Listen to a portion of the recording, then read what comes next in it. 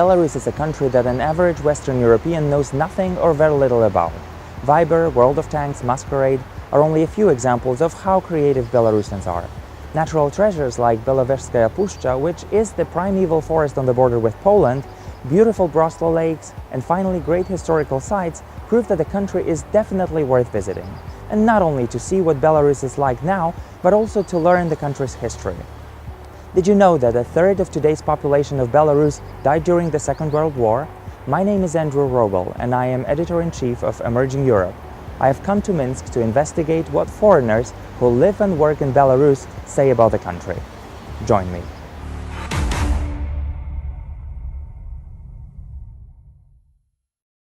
Today, Emerging Europe and TUT.by have invited 3 foreigners who live and work in Belarus to share their experiences of living in the country.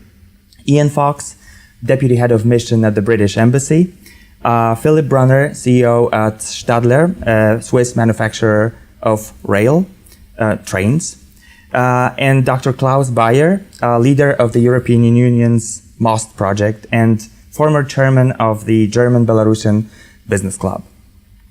Gentlemen, how long have you been living and working in Belarus? Ian. I've been here for 6 weeks. Philip. I've been here for some over 4 years. Klaus. Well, more than 20. So you're a grown-up here. Yeah. Ian, you've been here, well, you are like a newborn baby here. When did you actually find out that you would be coming to Minsk? Okay, well, I applied for the job here as Deputy Head of Mission over a year ago. We have a competition in the Foreign Office for jobs. So I went through a selection process. So I knew probably towards the end of 2015. And what was your reaction when you first came here? When I first came here, I was really impressed. It helped that I arrived on a beautifully sunny day. I was living in Warsaw, so I drove here. And driving through the countryside, arriving here in Minsk, I was really pleasantly surprised with everything that I saw. Philip, 4 years. What's your story? How did you come to Belarus?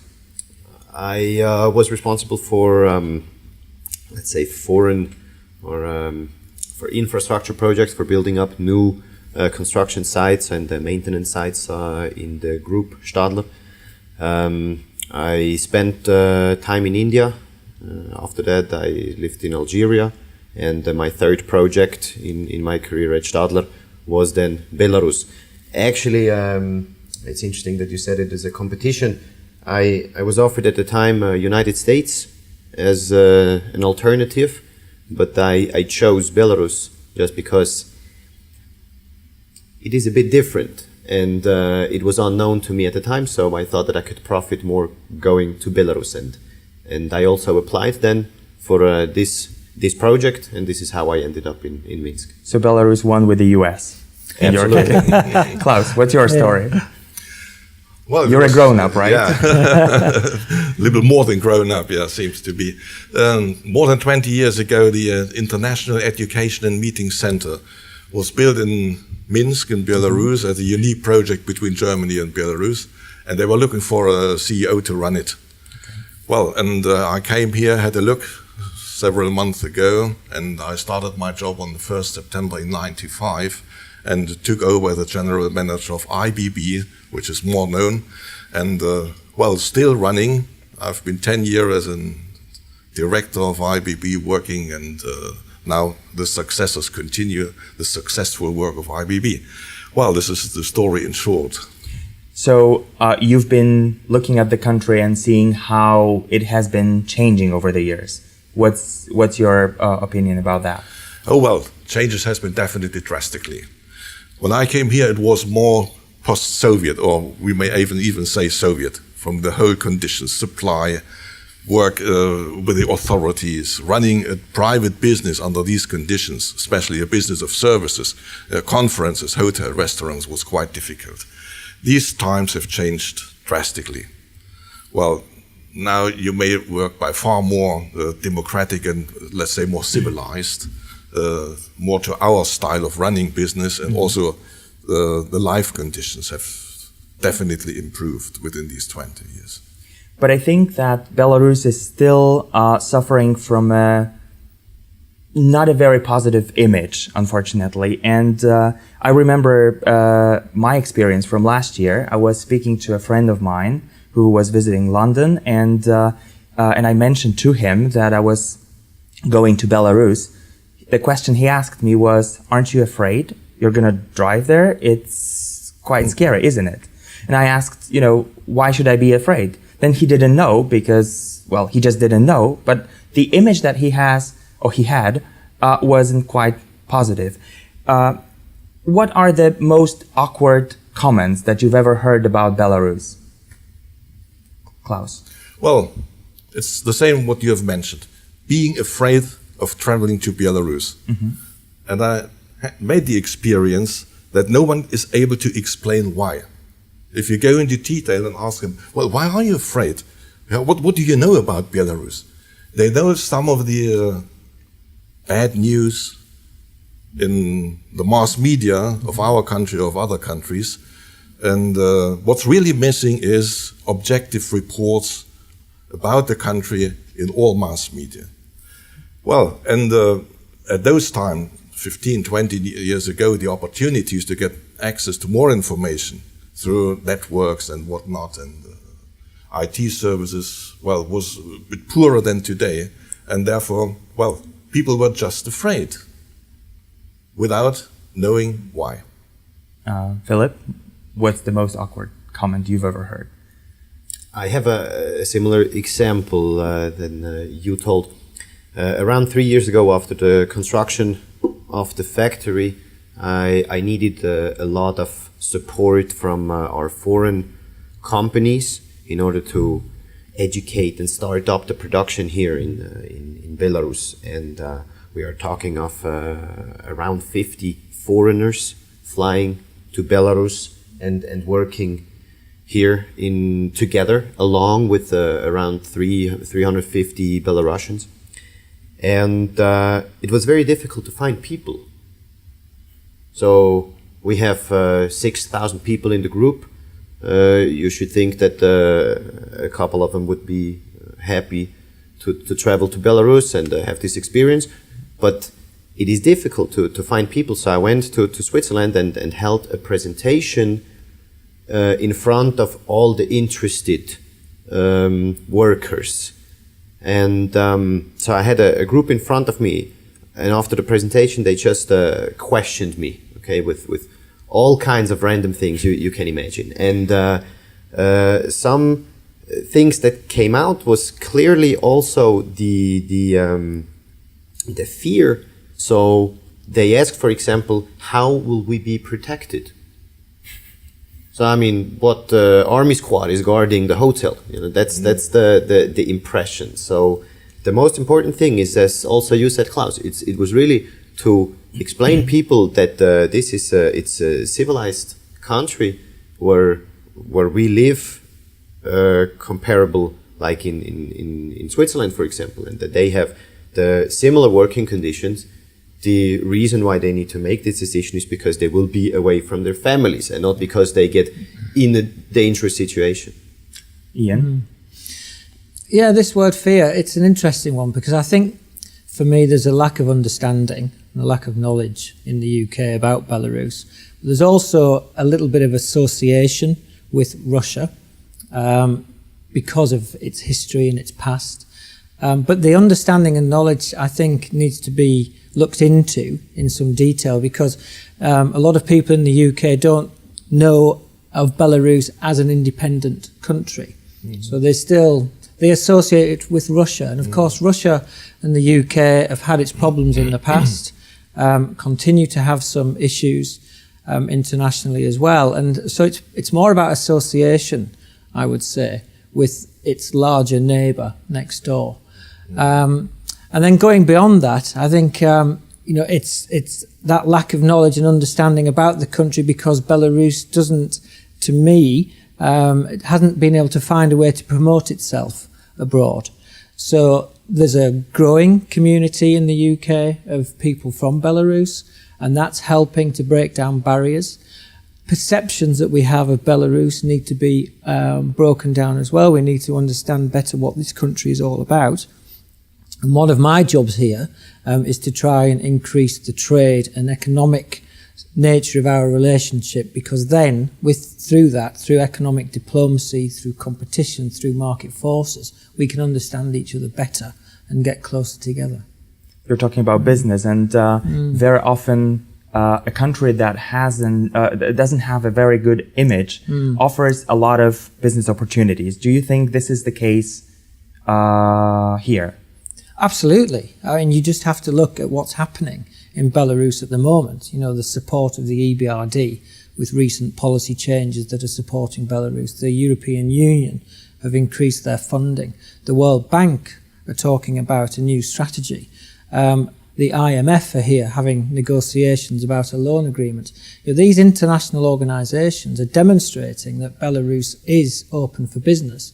And it's up to countries like the United Kingdom to take advantage of that and to work with Belarus to increase opportunities on both sides of the house. So investment both into Belarus and into the UK, trade between Belarus and the UK. So I think it's a great time to be here. I think there's some really exciting opportunities, and we just need to work really hard to make them come together.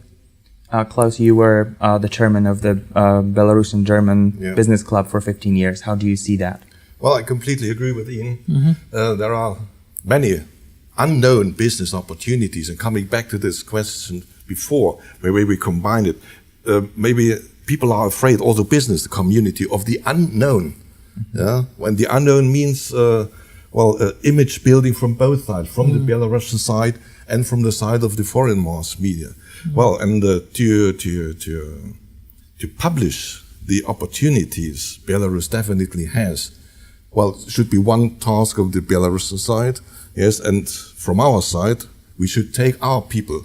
Let me remember when we try to organize as many business delegations coming into Belarus to show what the opportunities are, in spite of lack of information back home. Well, and this was one of our tasks, and we were quite successfully.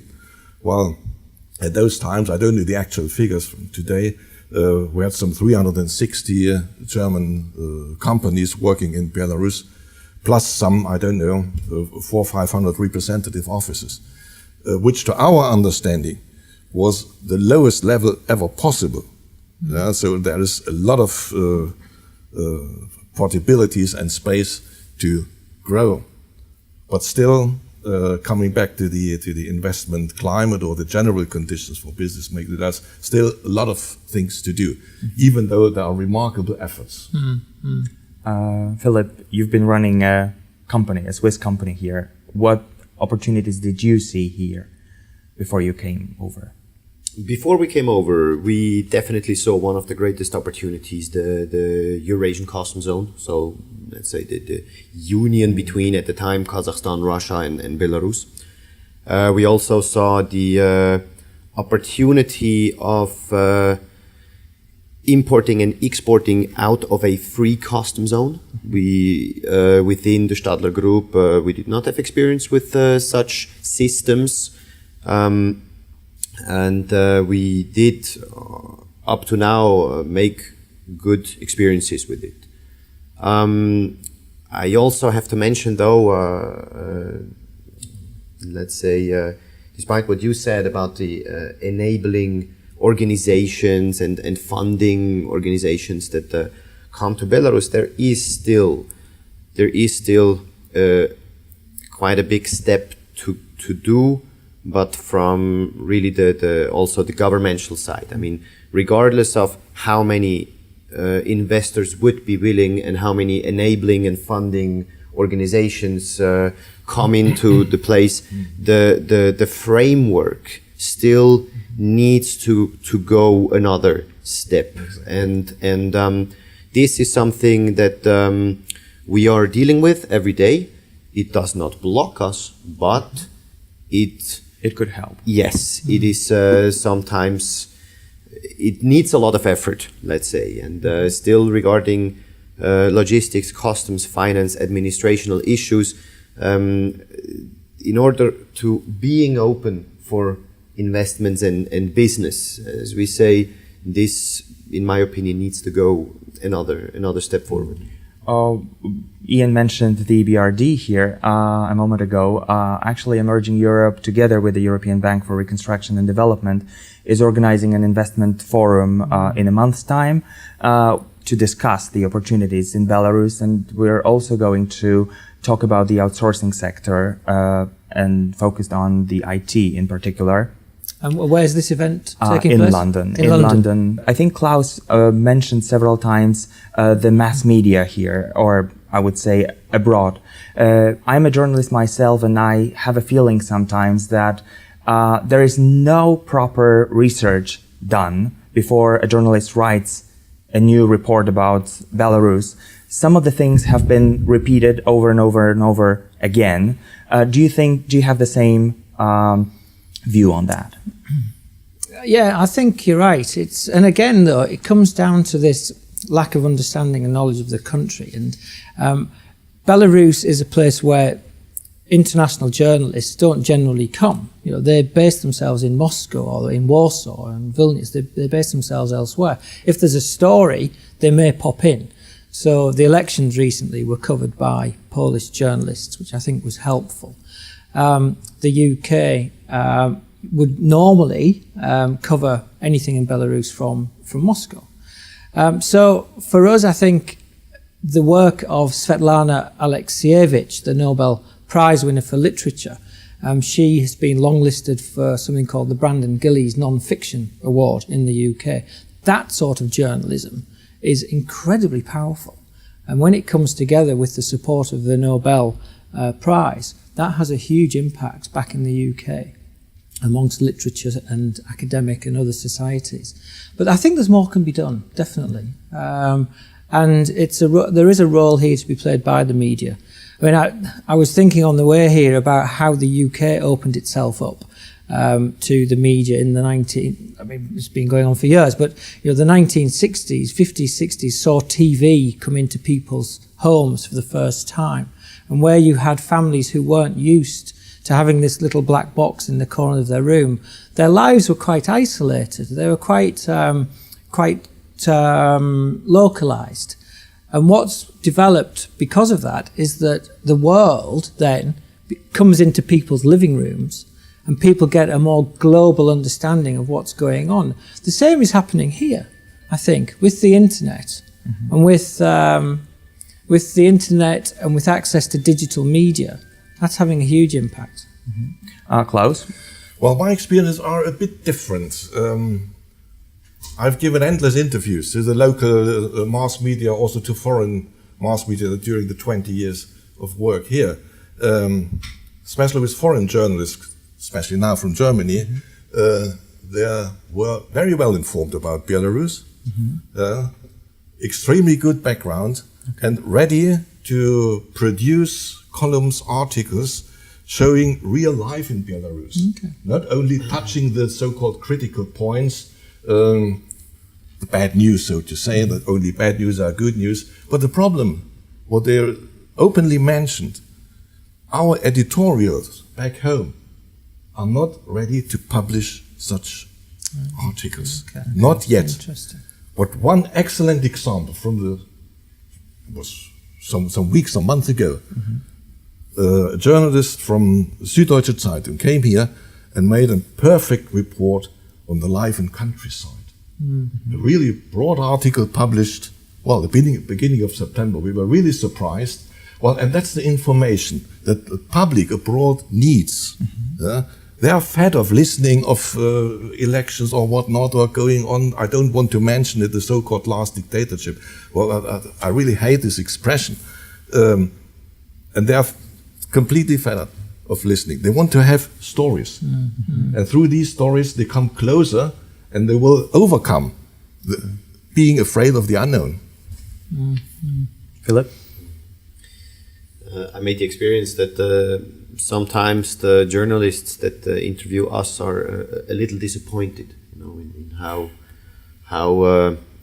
good it is is running, and how well we are organized in Belarus, and with good relations to the government, and with good support for the project. And so sometimes the journalists expect something, they would like you to a tragedy, and so it's maybe more interesting to write about. So I feel that sometimes there is a disappointment if there is no issues against the country. Well, Emerging Europe is right now running a special report about Belarus. So we have produced over 30 different stories about what is happening, both on the sort of business and economic side and also the societal side. But let's come to the everyday life here. I believe that you've traveled across the city as well. Which place would you recommend foreign visitors to actually go to, Klaus? What would that be? Oh, we should use the plural, Andrew. Which places? Okay. Well, besides those places in the countryside, well known, well, everyone should travel, of course, Minsk city itself. Yeah, it has been developed really drastically during the previous 10, 15 years. If you would have been here, say, 15, 20 years ago and coming back now, you wouldn't even recognize some of the quarters of Minsk. Okay. Yeah, they have really so improved. Well, life is really, the life that we know from back home. Sometimes you may even feel you're on holiday. Yeah? If the sun is shining, the beautiful atmosphere in the street, very openly, very friendly people, very secure. You don't have to forget to mention this is a very important for me point of the investment climate in Belarus. It's extremely secure. I didn't have any incidents, and also didn't know anything from my friends. Well, and you can get well off, and you have to see some of the really nicely decorated and run restaurants and bars and cafes. So, well, in general, recommendation: just enjoy the life in the Minsk city, okay, especially on a summer evening. Philip, what's your best place or most recommended? I would send the people a little out of the city, not far, just 15, 20 minutes to see one of these restaurant, sauna, let's say relax places. Because there it's really where you get the Belarusian food, not just international food cooked Belarusian, but really Belarusian, and you have this very traditional kind of free time feeling in Belarus. There is a place, for example, called TUT. It's 10 minutes out of the city, where people can even they do wakeboarding and water skiing on the lakes. People are always very surprised when I take them there that it's such a modern and like such free time activities as we have it that they would not expect. And then combined with this country style Belarusian traditions, it's very nice. Ian, what would be your place?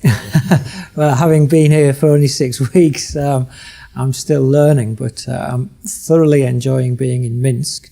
The music, the culture, the history, it's all there. It really is. It's a vibrant city. It's a hip city. There's such a lot of things happening. I've travelled to Vitebsk, to Mogilov, to Brest, and a little bit outside of the city as well, to Rakow and to Volinets. So I think my experiences in the short time I've been here have been exceptionally positive. I would also, though, recommend that because of where we are in the world, the history of this part of the world needs to be understood. And visiting a place like the Katyn Memorial, just outside of Minsk, is really well worthwhile to get a little bit of a feel about how this country has suffered in the past, how its population was treated. You need to go and visit some of these memorial sites as well, around the great wars that have happened here, to have an understanding of the culture and the impact that has had on the people of Belarus. Yeah, I went there last Saturday, and Right. I would say the bells are really, like make you very emotional and Absolutely. bring you to the times, Yes. when the whole tragedy actually happened. It's a very moving monument. It is. I think Philip mentioned the food. I need to ask you about your favorite Belarusian food, Philip. What would that be? My favorite Belarusian food, it's clearly shashlik. Because I like to eat meat, and the way they do it, it's really tasty. Klaus? I prefer all types of draniki. So you're potato pancakes. on my team. Ian? Well, if beer, pivo, is a food, then Alvaria. Just a quick question about the Belarusians themselves. I have had a lot of experiences with very hospitable people, very helpful at the same time. I remember trying to get a cab on the street, and with my British number, I couldn't dial the 3-digit number there, and someone just helped me to get the cab. I've also been invited to people's home for lunch or for dinner, and they were not necessarily my very close friends. What are your experiences with the people here? Absolutely fantastic. You're so friendly and open. I've loved when I was travelling around on election monitoring business. We were very warmly welcomed wherever we went. Very hospitable people, very calm as well. I love that people here just have a very calm purpose about themselves, which I've found delightful. Philip? I have the same experience, so I feel very welcome here. So as a foreigner, only thing is of course the language. By now I speak fluent Russian, but the first, let's say, first year or two, there is the language barrier. I mean, a lot of people they speak. I'm struggling with You are. Russian. Klaus? Well, I might say I wouldn't have been here for 20 years if not for the people. Yeah, Yes. They really made me stay here. I mean, not only my Belarusian wife, but irrespectively, whether it's the team at work, which is it's a very smooth and an excellent atmosphere, working atmosphere you may create within your team, and it makes the team successful, as well as the social contacts around, the friends and the people around you. I really love them, and they are so close to us. The common but you have to find out. You have to come here and find out how close we are, and then you stay. So it is crucial to come to Belarus. Definitely. Absolutely. Thank you very much, gentlemen. My guests, Ian Fox, Philipp Brunner, and Klaus Baier. Definitely come to Belarus.